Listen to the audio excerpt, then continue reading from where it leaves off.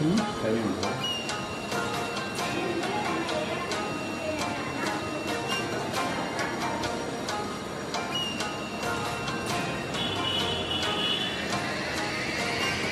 చూసారా, ఇది అచ్చు ఆ ఎండిపోయిన ఆకు కలర్లో ఉంది, కానీ ఇది ఒక పురుగు.